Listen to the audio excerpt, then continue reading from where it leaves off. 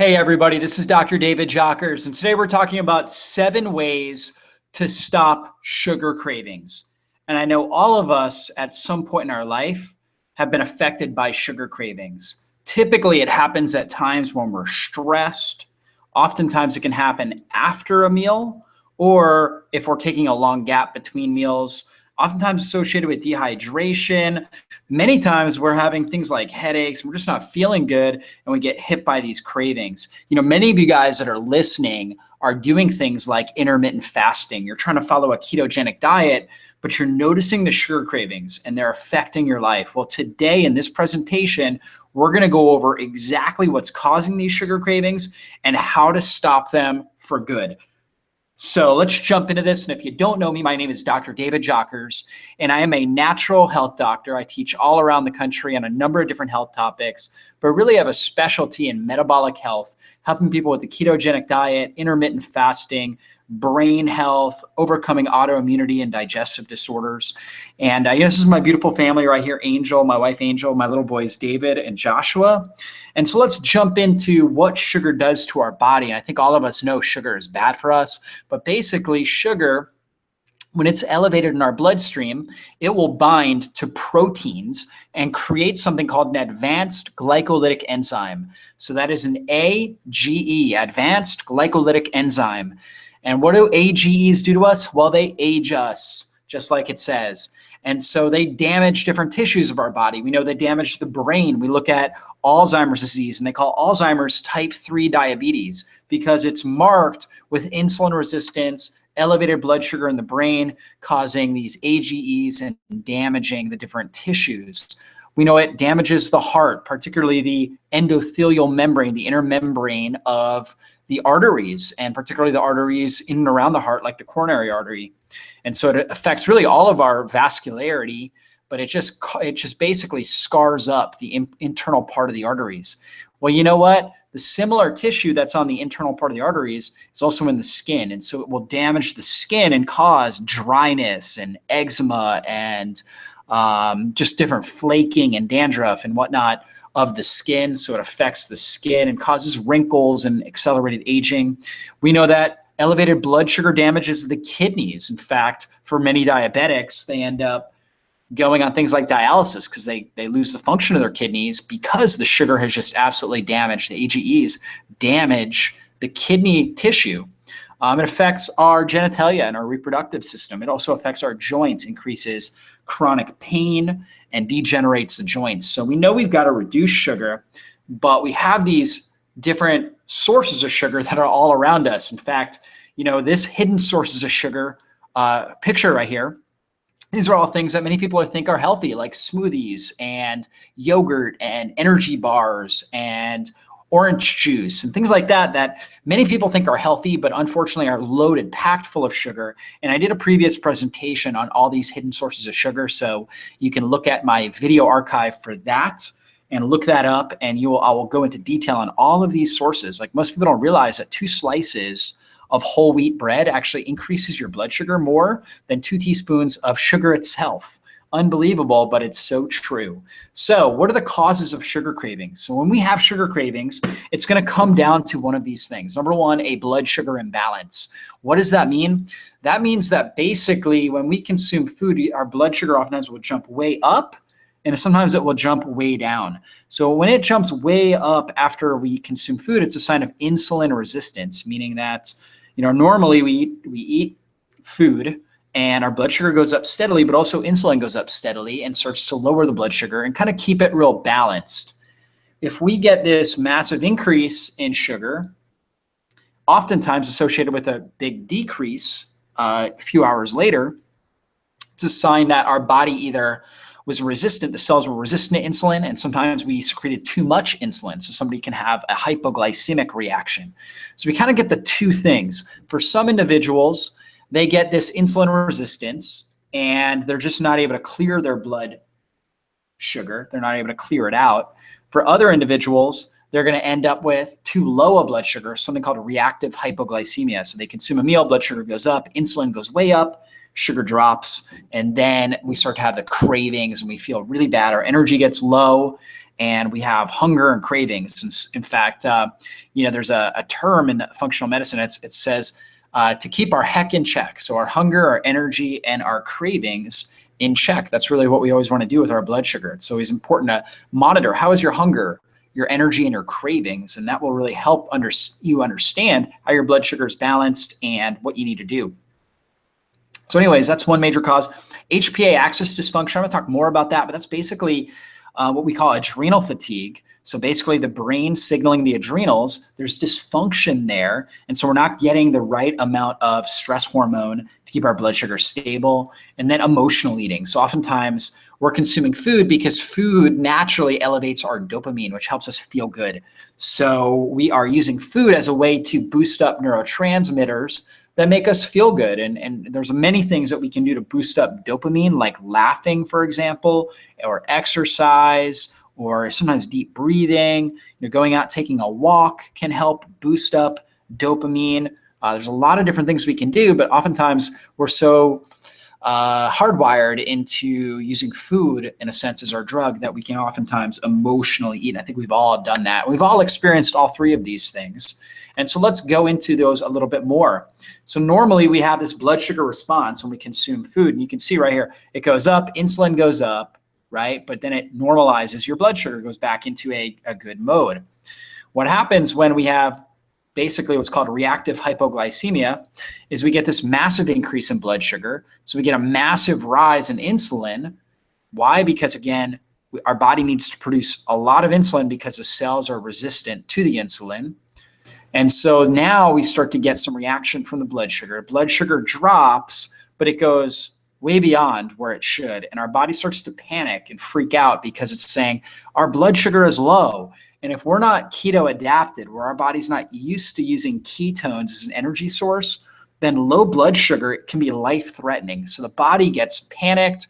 It will start to release cortisol, adrenaline, and it's really, really stressful on the brain and the adrenals. And oftentimes we can develop just panic attacks and anxiety and heart racing and hyperventilation because of the adrenaline that gets released here in order to keep blood sugar stable. So we really want to keep our blood sugar stable by consuming a healthy diet, and we'll talk about that in a little bit.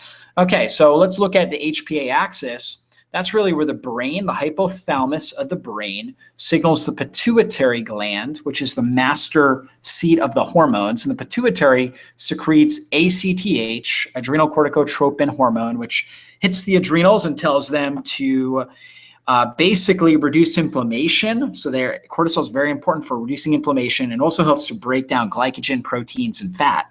What happens, though, over time, and that's really key for keeping blood sugar stable. What happens, though, is if we have chronically elevated cortisol, which is what we call stage 1 adrenal fatigue, then over time, we're going to get this dysregulation in the pituitary gland signaling the adrenals to produce cortisol, this ACTH activity there. And what happens there? So we get resistance from the adrenals. We get ACTH resistance. So the adrenals stop producing enough cortisol. And if we don't produce enough cortisol, we get increased amount of inflammation. On top of that, we have trouble stabilizing our blood sugar. So then what happens? We get stronger neurohormones like adrenaline and norepinephrine, which is really basically adrenaline as well. So different forms of adrenaline that can cause an enhanced, an exacerbated stress response in the body. And we get this condition we call adrenal fatigue, where the body is just burning itself out. And oftentimes we can be wired and tired in that position. And that will cause cravings because the body needs that sugar. It's constantly going to be craving it because it's having trouble stabilizing blood sugar. So major symptoms of adrenal fatigue, again, we talked about wired and tired, low energy, trouble sleeping at night, which can be a dysregulated cortisol, where cortisol is low during the day. So we have low energy, and then it rises in the evening when it should be low. And that causes us to have trouble sleeping at night. Anxiety, autoimmunity, very much associated with this adrenal fatigue. Chronic pain, because cortisol, which is the major stress hormone, that's actually anti-inflammatory. So when we're not able to produce enough cortisol, we'll oftentimes have chronic pain. We can oftentimes have hypertension, easily distractible, ADHD. I mean, really almost every condition out there, every degenerative condition is associated with some level of HPA axis dysfunction. And I think just living in, a high stress, living a higher stress lifestyle, an on-the-go lifestyle with so many environmental toxins around us, all of us deal with some level of adrenal fatigue. And the key is to really keep it in balance and keep it in check and to have strategies that we can utilize to help bring more peace into our life. I think that's extremely important with this. And so here's how the sugar addiction cycle really works. We eat sugar, we like it, it stimulates dopamine. And so we feel really good. Dopamine's released. We get that kind of same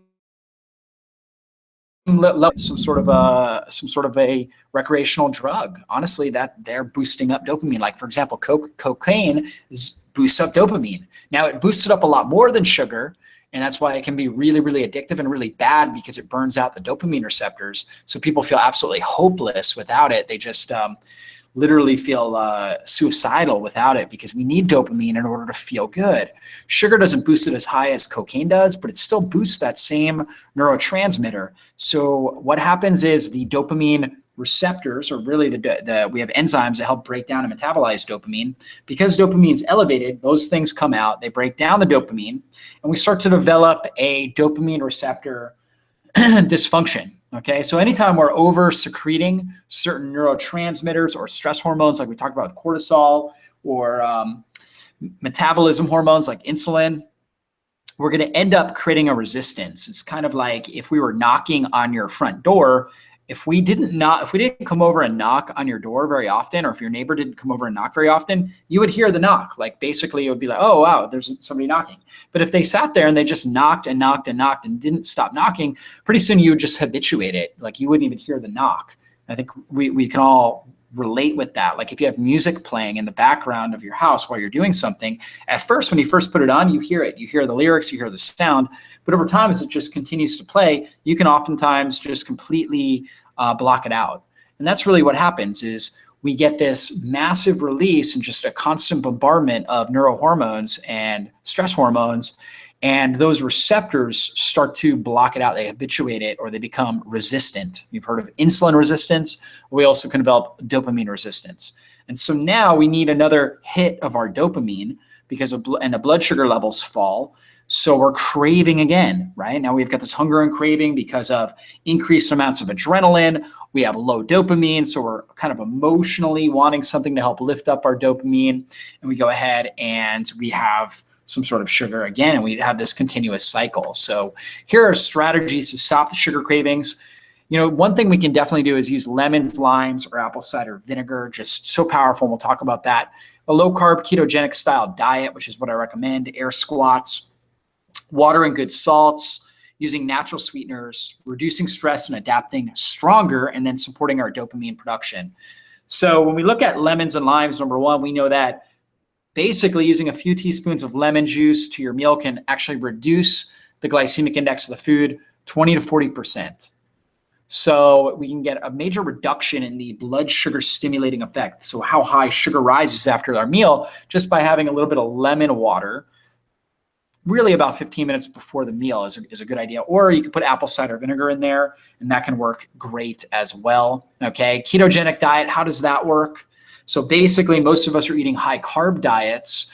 And what happens there is insulin's job, which comes from the pancreas, is to take the sugar out of the bloodstream so we don't develop these advanced glycolytic enzymes, bring it into the cell and produce energy. Over time, though, if we continue to have high blood sugar, we continue to produce a lot of this insulin, and we'll end up with basically insulin resistance, where these cells no longer are hearing the message from insulin. And this is also a very dirty energy source. Sugar is not a good energy fuel. It produces a lot of metabolic waste and produces very little of the cellular energy component called ATP.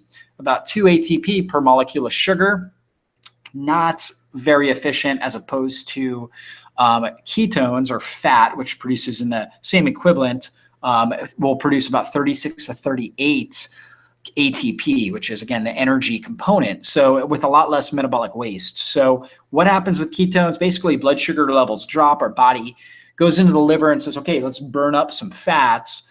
The fats get turned into ketones, okay? 3 major ones: acetone, acetic acid, and beta hydroxybutyrate, and the cells use those for energy, and they're very efficient. They produce very little metabolic waste, and they produce a lot of cellular energy. So they're very, very efficient, get much better gas mileage. That's why I'm such a big fan of a good ketogenic diet, well-formulated ketogenic diet. So lots of good fats, things like coconut oil, avocados, grass-fed butter, ghee is also really good, avocados, olives, olive oil. So these things are really good fats. That's what we want to be the primary components of our diet. Also, MCT oil works really good too.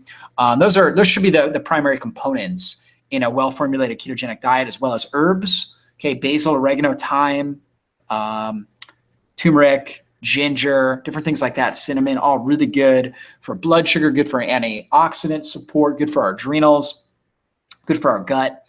And non-starchy vegetables: broccoli, cauliflower, asparagus, cabbage, kale, collard greens, celery, cucumbers, things like that, all very low in carbohydrates, high in nutrient density, low glycemic fruit, lemons and limes, maybe a little bit of berries, which are lower in sugar and high in nutrients.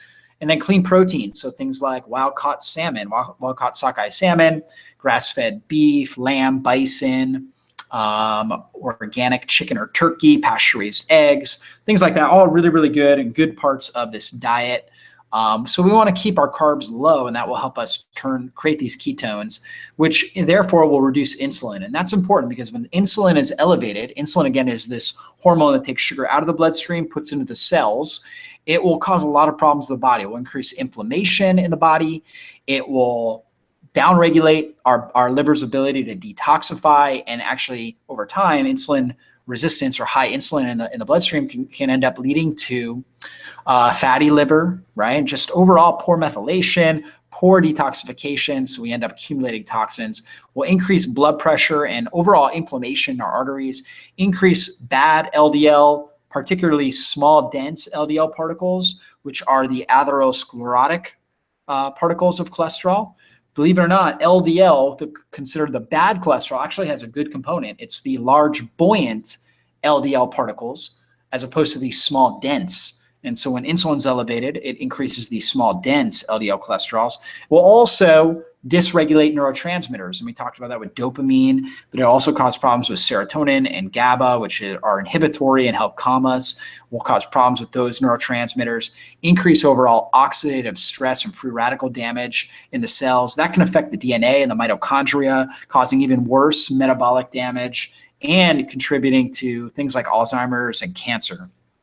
For men and women, it will cause the improper hormones to rise. For women, it will increase testosterone. And we know that can lead to a condition called PCOS, polycystic ovarian syndrome, which many women have today. And that's associated with high testosterone. And we know that high testosterone is related to high insulin. For women, it can cause men, it can cause an elevation in estrogen, which can lead to low libido. It can lead to male breasts. Actually, it's something called andropause, where men actually start to develop breasts, abdominal weight. They lose their mental drive. They're not able to focus well. They lose sexual drive. Just a lot of different problems that are associated with that. Increased risk of prostate and colon cancer for men with that. So we've got to keep insulin under control, and a well-formulated ketogenic diet can really help with that. Also using the lemon, lime, or apple cider vinegar and water throughout the day, and particularly like 15 minutes before a meal, can be very effective. Also using good salts. Oftentimes we're craving sugar, but we really want good minerals. And so I recommend using Himalayan pink salt. That's really the best one. You can see the comparison here between common table salt and the Himalayan pink salt. But this basically has 84 essential minerals required by the body. Okay. We also have magnesium in that. I mean, just every kind of mineral, basically all the minerals that we need are all in that pink salt in a form that's highly bioavailable, easy to absorb, very good for helping regulate blood sugar. So we need the minerals to help regulate blood sugar. Another mineral that's in there is called chromium and also vanadium, which are very important for blood sugar stability, and many people are deficient in those. So I like the good salts. Also good herbs to help reduce stress. So we've got things like Asian ginseng, Panax ginseng, rhodiola, holy basil. Okay, these are adaptogenic herbs, ashwagandha, reishi, cordyceps, all are phenomenal for helping balance and stabilize blood sugar. We'll talk about where you can get that. One thing I wanted to mention was doing some air squats. Air squats can be great. So if you're craving sugar, just get up. If you're sitting down, get up and do 20 squats. And that can be really helpful. Why? Because that actually activates the GLUT4 receptor, which helps to grab sugar out of the bloodstream, pull it into the muscle, okay, which can actually be very, very good and make sure you're staying hydrated. And you can also do that if you do consume something with sugar. That would be a great thing to do right before you had that thing with sugar. The reason why is, again, you activate those GLUT4 receptors, your body starts to eat up that sugar and put it right into the cells rather than getting this massive rise in the fat storage hormone, pro-inflammatory hormone called insulin. Doing some air squats or some sort of like a high intensity exercise that works a good amount of your body can be really helpful. If you are going to consume something with sugar, that can be really, really helpful. Same thing with the lemon, lime, apple cider vinegar. Okay, using these herbs, also really good because they're going to help modulate that HPA axis and help keep your cortisol, your adrenal hormones balanced and under control. Now, the key supplement that I use for this is called Adapt Strong, which has vitamin B5, B6. It also has PABA, and it has ginseng in there, the Panax ginseng, as well as cordyceps and rhodiola. Really good for the immune system, really good for energy, for mood, neurotransmitters to keep them balanced. Very good for keeping dopamine balanced, actually, this product, Adapt Strong. And then oftentimes I'll also use magnesium. Oftentimes people are craving sugar and they're really deficient in magnesium. We talked about the good salts, which are very important. You don't want to take those out. You want to make sure they're in there, but also supplementing with help with magnesium can be really, really helpful. And I find this to be so powerful. It's one of the most powerful supplements that I've ever used with people is a form of magnesium, particularly that crosses the blood-brain barrier. I see that people that have anxiety, that they get a lot more calm. People are having trouble sleeping, sleep better. People with cravings, the cravings go away. They're able to get into ketosis more effectively. They have less pain in their body. And overall, they just seem to function better. They think sharper and feel better. And this is the product. It's called Brain Calm Magnesium. It's a type of magnesium called magnesium L-threonate, which crosses the blood-brain barrier and has a really, really positive effect in studies on overall synaptic density. So the amount of neurons called synapses can be really helpful for that. Really helpful for the HPA axis, helps that to work more effectively, and helps to improve your mood and your overall sleep quality. So this is something I use on a regular basis. Pretty much every day I use Brain Calm Magnesium. It helps me perform at my peak level, and I highly recommend it for others. You can see most people are getting way more calcium than they are magnesium. And they basically end up with magnesium deficiency, and partly because blood sugar imbalances drain magnesium. So for most of us, we're using a lot more magnesium than we are consuming it. All right. And we use magnesium kind of like a car uses oil. So we're constantly going through it. So supplementing with it, you'll notice really positive changes. And the way that you know you're getting too much magnesium, really one of two ways. Number one is, I would say one of three ways. Number one is you develop diarrhea. Okay, that's the most common thing. When you're getting too much magnesium, you'll end up with loose stools. Okay, for many people, that's actually a good thing because they're constipated, and that will help get things moving out of their system. But if you do notice that, cut back on your magnesium or stop it altogether till your bowels become more regular. Also, the other two ways would be that you don't normally notice dizziness, but when you start doing higher doses of magnesium, you notice dizziness. That's a sign to tail back a little bit on the magnesium, try lower dosage, and see how you do with that. Okay, lower dosage would be like 1 scoop in water 1 time a day. Okay, higher doses are like 2 to 4 to sometimes 6 scoops of the Brain Calm Magnesium in water daily, which is something I've done, especially on my 16-hour work days, which I've had when I'm writing and different things like that. I find that using a lot of this allows me to be extraordinarily productive, and I just feel amazing with it. My body really needs it, really craves it. So it really, really helps with that. But yeah, that dizziness, or if you don't normally have leg cramps and you have leg cramps, particularly at night, and you didn't normally have that until you started supplementing with high doses of magnesium, those would be all signs to tail back. Other than that, you want to use it. If you don't have those symptoms, it's a sign you need this magnesium, and you'll notice, again, that your brain just works a lot better. Your brain will be on fire using this. on a regular basis. So that's the brain calm magnesium. And then let's look at the dopamine deficiency. We talked about emotional eating, which can definitely be related to HPA axis dysfunction and hypoglycemia. But when we have basically a resistant dopamine receptor in our brain, we can oftentimes have a lot of these symptoms, just a lack of overall drive, trouble waking up in the morning where it's like we just can't seem to get out of bed. That's a classic sign, dopamine deficiency, cold hands or feet, low sex drive, we're struggling to finish projects or tasks, restless legs, okay, can be another sign of dopamine deficiency, carbohydrate cravings, ADHD or lack of focus. So these things are all related to this. And so I have a whole video on dopamine deficiency, so you can check that out in my video archives, okay? But the Adapt Strong that I showed you, the magnesium, will help with dopamine, as well as getting into that ketogenic low-carb diet, following the strategies I've been discussing, regular exercise, laughter, good companionship, right? So being able to talk through different issues with a friend or loved one can be extremely helpful for dopamine. And then the supplement we use is called Dopamine Plus. And this is really like my go-to supplement for cravings. Got 2 already, but this one is awesome for cravings. It's got high doses of chromium in it, right? Chromium is this trace mineral that helps with blood sugar stability. It has phenylalanine and tyrosine, which help to boost up dopamine, as well as some different B vitamins in there. Really good for motivation, focus. I mean, think about this last chart, everything that this isn't. Like, so ADHD, so if you have good dopamine, if you have good dopamine levels and good dopamine responsiveness in your brain, then you're going to have great focus and concentration. You're not going to have the sugar and carbohydrate cravings. You're not going to have the impulsiveness. You're going to be highly fired up, motivated, excited. You're going to be jumping out of bed in the morning, right? These are the kind of signs that you have good dopamine levels. So like you hear me, I mean, for me personally, I have good dopamine levels on a very consistent basis. I'm highly motivated. I've got tons of energy in the morning. I have really good focus and concentration. It's a sign of really good dopamine production and utilization. This supplement can help if you are dealing with the opposite, with the dopamine deficiency symptoms. So it's called Dopamine Plus. So check that out. And if you want to know more about the ketogenic diet, we also have an online program all about that with a meal plan, recipe guide, everything that you need to really be able to navigate the ketogenic diet and do it well. So anyways, I hope you guys really enjoyed this training, and we will be back for a future online training. God bless you guys, and we will see you next time.